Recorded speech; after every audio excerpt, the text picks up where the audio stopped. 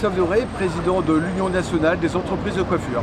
D'accord, alors le but de la manifestation, bien évidemment, c'est la coiffure. Et si vous pouvez m'en dire quelques mots. Écoutez, aujourd'hui, depuis 2023, le Code de l'artisanat, dû à une directive européenne, a assoupli l'installation pour les salons de coiffure. Et le gouvernement de l'époque s'était engagé à contrôler les salons de coiffure qui s'étaient installés, qui s'installent. Et aujourd'hui, nous constatons que ce n'est pas le cas, enfin, pas suffisamment à notre goût. Donc nous demandons au gouvernement, j'ai envie de dire, de faire son travail, de contrôler tous ces salons de coiffure qui s'installent. Et en dehors de cela, même aussi ceux qui font la promotion de la coiffure sur les réseaux sociaux en disant venez vous faire coiffer pour telle somme et tout ça, de façon nous considérons illégale.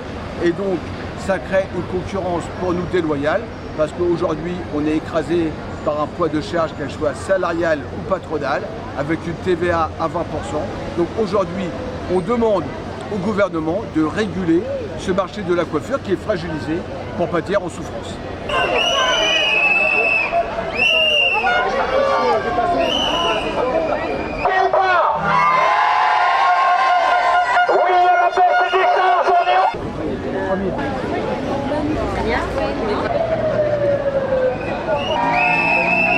Bien, mesdames, messieurs, quelques mots. Vous m'entendez bien dans le fond? Bien. Si la quantité n'est pas là, la qualité est présente, donc vous pouvez faire du bruit.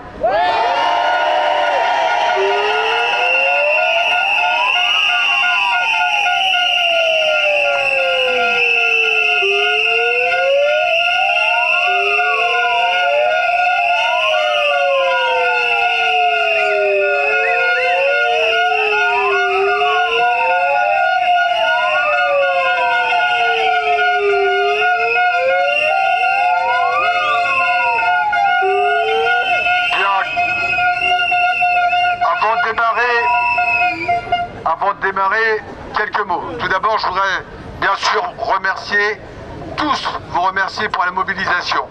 Nous avons été très présents dans tous les médias. Ce matin, nous avons eu tous les médias nationaux.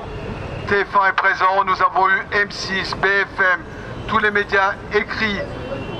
Laurent était sur Europe 1, j'étais sur RMC, nous avons eu tous les médias. Donc vous avez été présents dans la presse quotidienne, régionale. On a tout fait, les réseaux sociaux. Donc, celui qui dit que l'UNEC ne se bouge pas, désolé, mais là, c'est pas possible.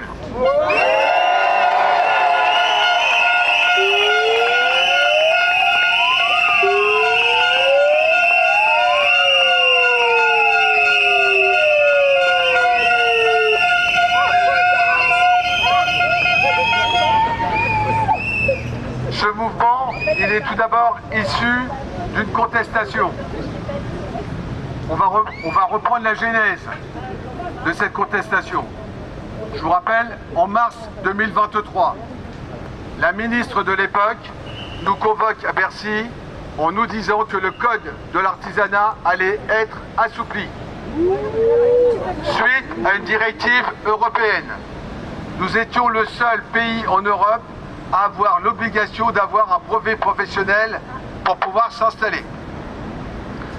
Bien sûr, on grogne, on n'est pas content, on conteste. Nous allons jusqu'au Conseil d'État, la plus haute juridiction. Nous prenons un avocat digne de ce nom. Quand vous prenez un avocat au Conseil d'État, le point et la virgule, ça vous coûte 15 000.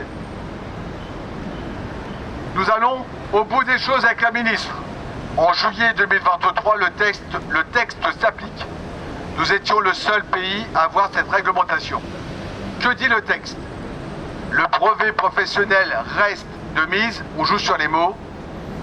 Toutefois, avec un CAP ou 3 ans d'expérience sur le sol européen, on peut ouvrir un salon de coiffure.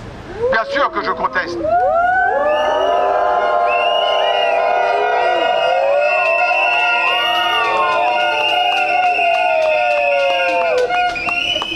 La ministre de l'époque, face à notre contestation, s'engage à multiplier 1. Les conventions auprès des directions régionales de l'emploi, de l'économie, du travail et des solidarités. que ce soit sur les départements ou dans les régions.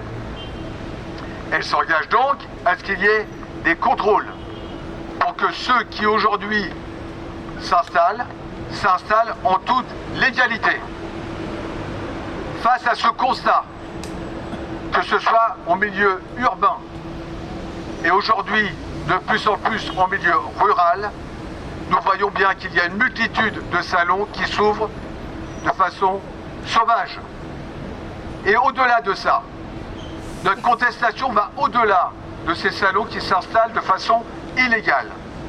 Nous voyons aussi sur des plateformes dont je ne citerai pas le nom, pour ne pas leur faire de publicité, des gens qui vendent leurs prestations à un bas coût sur les réseaux sociaux, en disant viens chez moi, viens dans mon garage, ou je viens chez toi, et pour 20 €, pour 30 € je te fais des mèches, je te fais une couleur. Tout ça, nous contestons. C'est ce que nous appelons aujourd'hui la concurrence déloyale.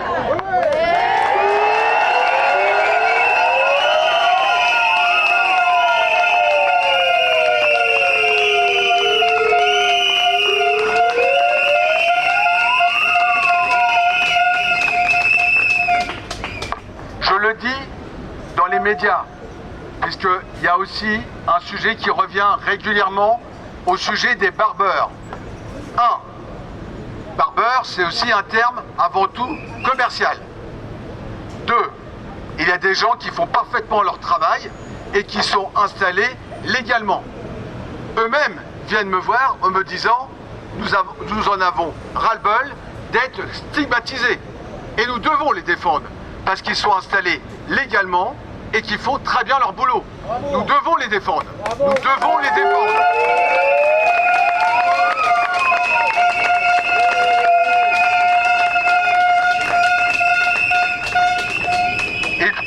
L'UNEC est là pour représenter l'ensemble de la profession. Il est tout à fait normal et légitime que nous défendions également toutes sortes d'entrepreneuriat. Tout comme nous n'avons jamais dit que la coiffure à domicile était de la concurrence déloyale. Jamais nous avons dit ça. Jamais, jamais, jamais. Jamais nous avons dit ça. Ce que nous contestons, c'est tout ce qui était illégal. Un barbeur qui s'installe de façon illégale, un barbeur qui n'est pas enregistré au registre national des entreprises, qui n'est pas déclaré, qui ne déclare pas ses salariés, qui ne déclare rien, il est en situation illégale. Aujourd'hui, les services de l'État doivent faire leur boulot, ils doivent le faire fermer. C'est clair et net.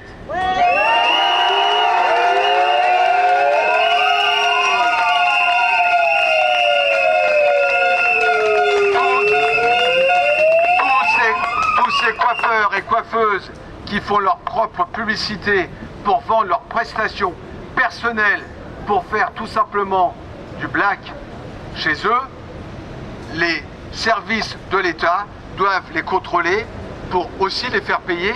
C'est pareil, c'est clair, c'est net. Même métier, même règles pour tout le monde.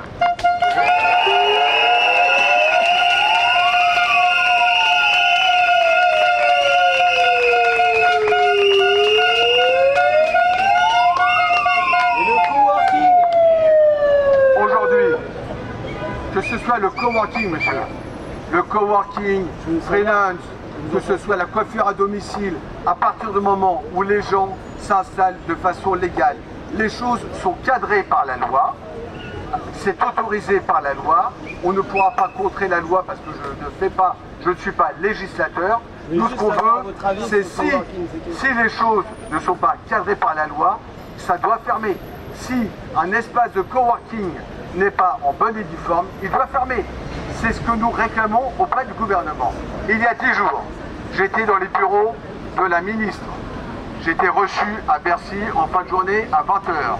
Nous lui avons expliqué clairement les problématiques que nous rencontrons aujourd'hui dans la problématique aujourd'hui sur cette concurrence que nous considérons déloyale.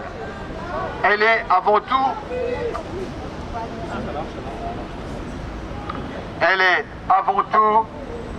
déloyale parce qu'elle est illégale. D'accord? Nous considérons qu'elle est illégale parce qu'elle ne respecte pas la loi, la réglementation. Donc, je le redis, même métier, même règle. Elle a tenté de m'emmener sur le côté, il faut que la chambre de métier fasse au boulot, il faut que la chambre de métier fasse ceci, il faut que la chambre de métier fasse cela. Trop facile. Trop facile. Le gouvernement, excusez-moi, je vais le dire, l'État, aujourd'hui,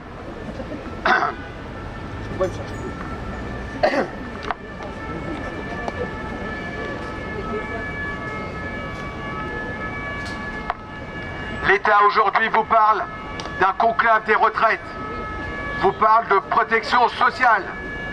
Vous payez des charges, vous cotisez pour les retraites, vous payez tout ce qu'il faut parce que vous êtes en situation régulière. Et bien si l'État veut faire rentrer de l'argent, qu'il fasse son boulot.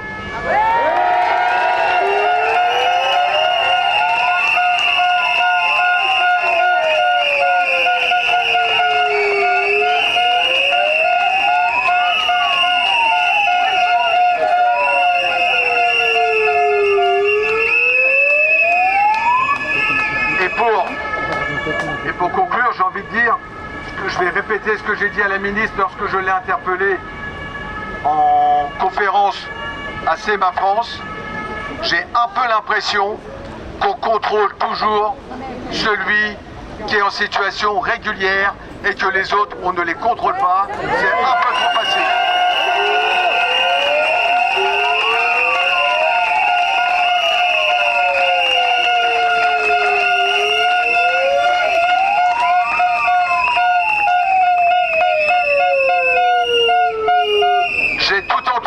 Cette période. Alors la meilleure des choses pour moi, pour me protéger, c'est de ne pas lire sur les réseaux sociaux. Au moins je suis tranquille.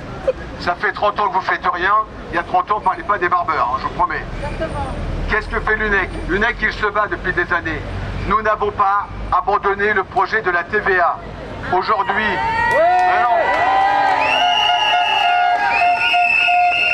bien sûr que non, on ne l'a pas abandonné. Mais aujourd'hui, qu'est-ce que dit le gouvernement? Vous avez entendu? Il vous parle d'une TVA sociale. Donc même quand nous, on parle d'une TVA à 10%, ils nous balayent d'un revers de main. Ça fait 10 ans qu'ils nous balayent un revers de main. Ils nous balancent sur l'Europe. L'Europe n'a rien à voir sur la TVA des coiffeurs. Rien à voir. C'est une décision de la France. Quand ça ne va pas, on vous balance à l'Europe, ne vous inquiétez pas, ils ne prennent pas leurs responsabilités là-dessus. Donc, aujourd'hui, ce que l'on veut, c'est un traitement égalitaire. Et pour une fois, on est un métier où on ne demande pas d'aide, on ne demande pas de subvention, on demande aux services de l'État de faire leur boulot. Aller contrôler tous ces soi-disant professionnels qui aujourd'hui sont en train de paupériser notre métier, car nous sommes en souffrance, car aujourd'hui, regardez bien dans la rue, est-ce que vous trouvez que les hommes et les femmes sont moins bien coiffés? Non. Par contre, on a des chiffres. Une femme va moins de 4 fois par an chez le coiffeur. Et pourtant, elles ne sont pas moins bien coiffées. Donc ça veut dire qu'il y a bien un problème dans ce pays. Il faut que le gouvernement nous entende. Même si nous ne sommes pas très nombreux pour des raisons personnelles, et on les entend, la date est peut-être pas la plus judicieuse. Toutefois, c'est qu'un premier galop d'essai. On n'abandonnera pas le sujet parce que je compte sur vous, j'ai besoin de vous et on multipliera les revendications.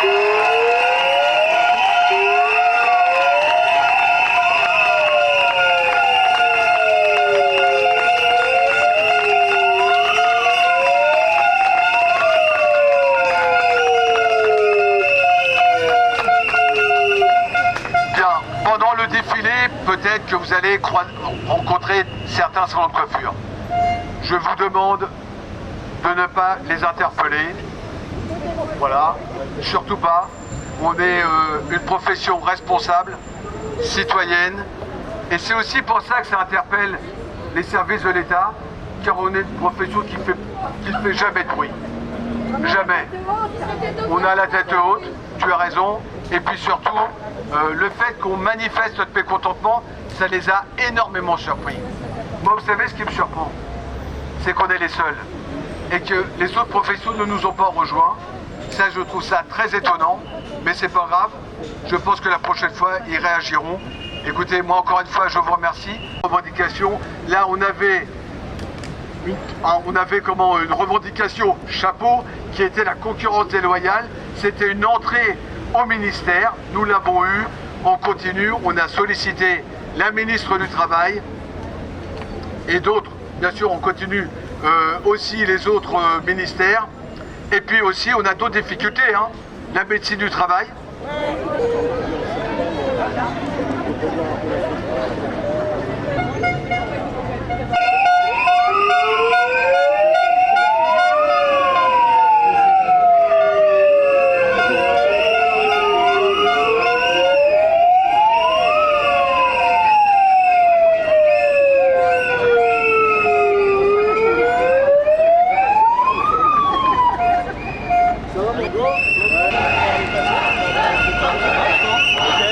Là, je fais positionner la CRS en colonie.